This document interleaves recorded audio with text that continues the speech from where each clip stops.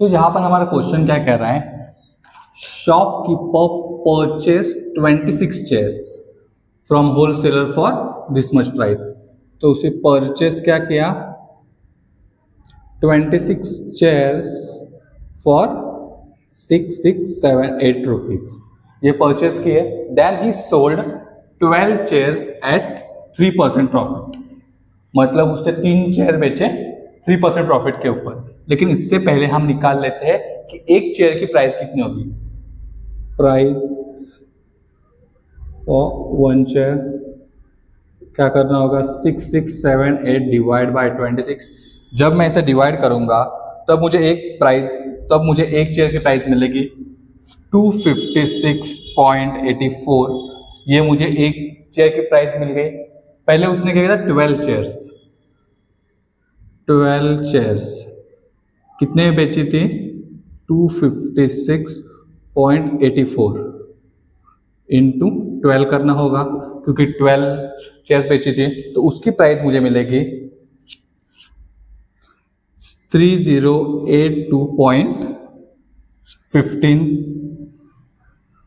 ये हो गई 12 चेयर्स की प्राइस। और कितना प्रॉफिट में बेची थी, 3% प्रॉफिट। So 3 divide by 100। तो अब मुझे ये सॉल्व करना होगा। तो जब मैं ये सॉल्व करूंगा तब मुझे आंसर मिलेगा 92.46। ये मुझे मिल गया उसका प्रॉफिट। ये हो गया प्रॉफिट।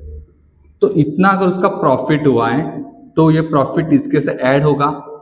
सो टोटल प्राइस कितनी होगी, total is equal to 3082.15 plus 90.46। तो जब इसे मैं सॉल्व करूंगा तब मुझे मिलेगा 3174.61।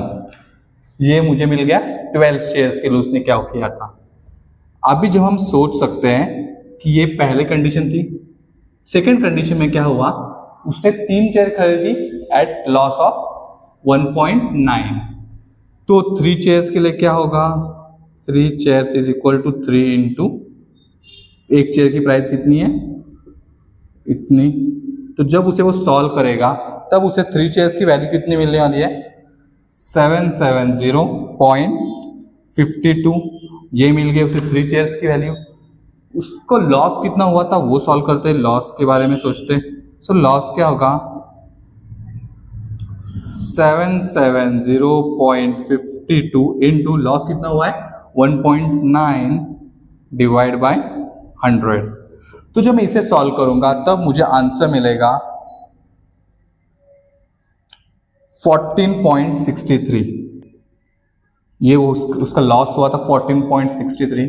और जब लॉस हुआ मतलब इस वैल्यू से मुझे माइनस करना होगा, तो मैं क्या करूंगा, 770.52 माइनस 14.63 सॉल्व करूंगा तब मुझे आंसर मिलेगा 755.89।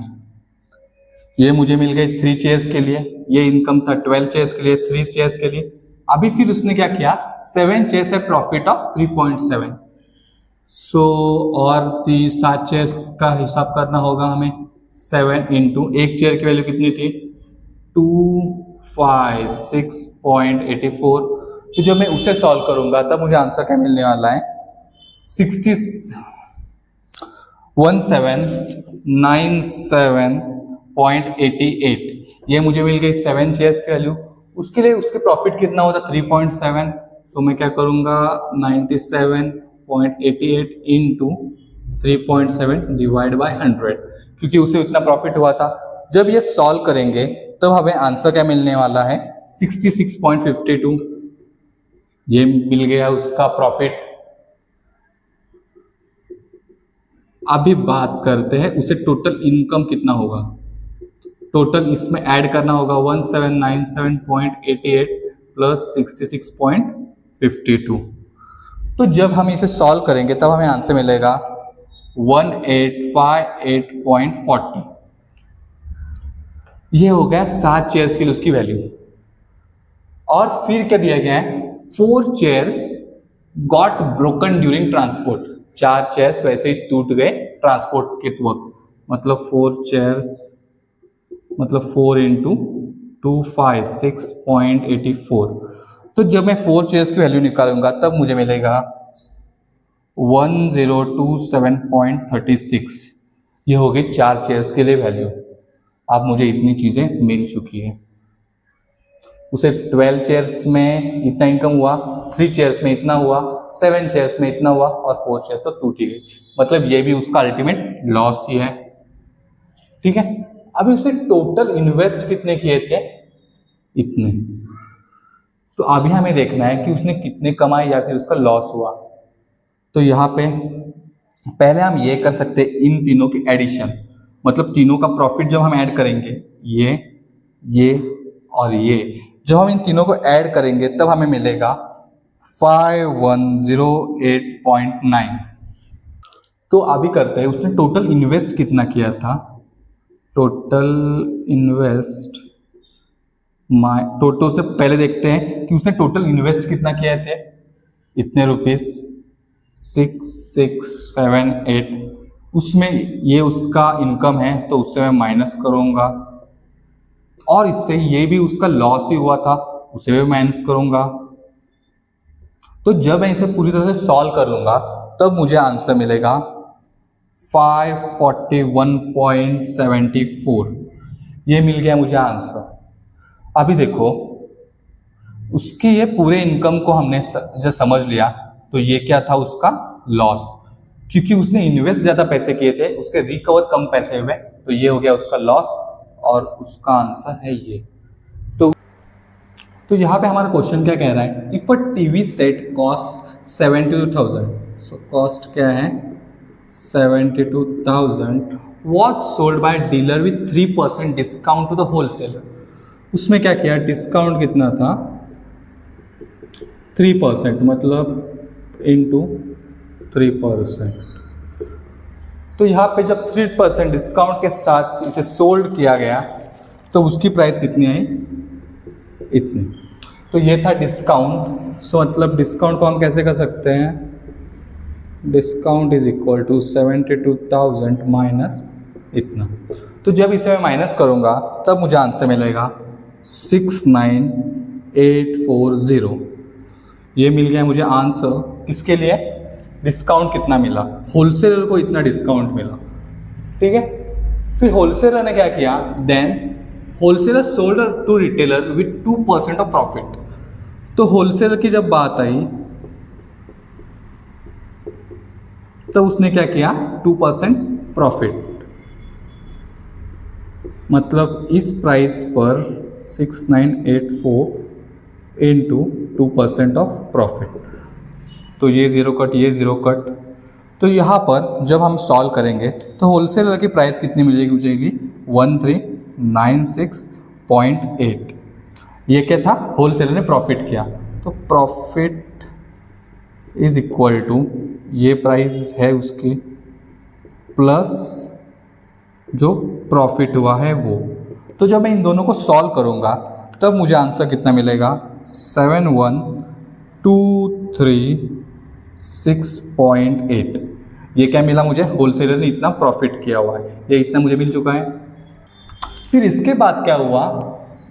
Retailer sold it to customer for 6% profit. अभी रिटेलर ने भी ये किया, रिटेलर ने क्या किया? 6% प्रॉफिट किया।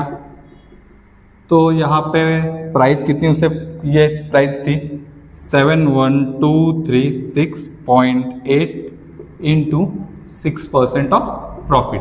तो जब उसने रिटेलर ने 6% ऑफ प्रॉफिट किया तब उसे प्रॉफिट मिला 4274.2। ये उसे प्रॉफिट मिला। फिर हमें प्रॉफिट को ऐड करना होगा, मतलब 7123.6.8 प्लस 4274.2। तो हम जब प्रॉफिट को ऐड किया तब हमें क्या मिला? 75511। ये थी प्राइस जो कस्टमर को पड़ी। तो कस्टमर कॉस्ट कितनी हो गई यहाँ पे? 755 इतनी हो गई है। इतनी प्रॉफिट के बाद हमारा क्वेश्चन क्या था? Then what's the difference between the original price of the set and price set the customer receive. So original cost क्या थी? इतनी, और ये पड़ी कस्टमर को। तो तो मैं क्या करूँगा अभी 72,000 माइनस 75511, जब मैं इसे सॉल्व करूँगा तब वैल्यू मुझे क्या मिलेगी, माइनस 3511।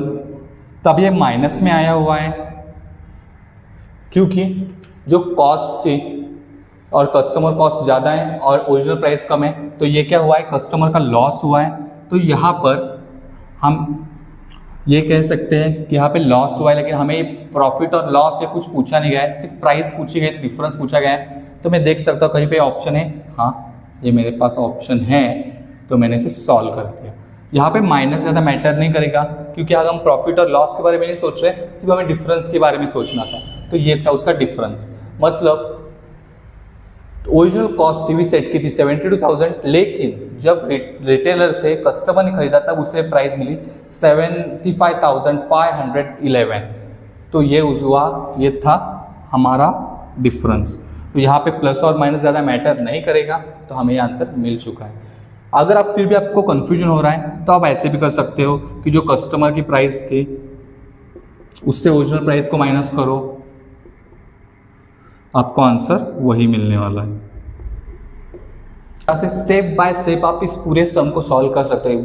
क्वेश्चन दिखने में बहुत बड़ा दिखता है, ऐसे लगता है कि बहुत चीज़ें करनी होगी, लेकिन ज़्यादा चीज़ें हमें नहीं करनी पड़ी और जो करनी थी चीज़ें वो बहुत इजी थी।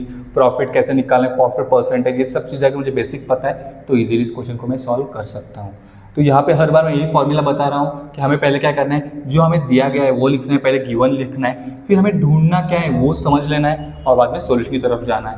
क्वेश्चन को एक बार पढ़ो, 2 बार पढ़ो, 3 बार पढ़ो और चौथी बार जब क्वेश्चन को पढ़ो तब स्टेप बाय स्टेप पढ़ो और नोट डाउन कर लो तुम्हारे पास क्या है। जैसे कि पहले मैंने क्वेश्चन की फर्स्ट लाइन पढ़ी, if a TV set cost 72,000 for was sold to dealer with 3% discount the wholesaler. तो पहले मैंने कॉस्ट लिख ली, फिर डिस्काउंट कितना गया था 3%, ये लिख लिया और उसे पूरा सॉल्व कर लिया। फिर मैंने सेकंड लाइन पढ़ी, then the wholesaler sold it to retailer for 2% profit. तो होलसेलर का पूरा मैंने सॉल्व कर लिया। फिर मैं थर्ड लाइन की तरफ गया, थर्ड कंडीशन की तरफ, retailer sold it for 6% profit. तो मैंने रिटेलर का सॉल्व कर लिया इतना पूरा। जब मैंने रिटेलर का सॉल्व कर दिया तब मैं अपने फाइनल क्वेश्चन की तरफ गया, then what's the difference between the original price of the set and the price of the set that customer receive. फिर मुझे समझ में आ गया कि मुझे इससे ये माइनस करना है और मुझे आंसर मिल गया। तो इस तरह से आप किसी भी क्वेश्चन को सॉल्व कर सकते हो। थोड़ा दिमाग ठंडा रखना है, एकदम शांत तरीके से सोचना है और आंसर को सॉल्व करना है। कोई भी क्वेश्चन देखिए कंफ्यूज नहीं, हड़बड़ाहट में कुछ गलतियां नहीं करनी है, आराम से सॉल्व करना है।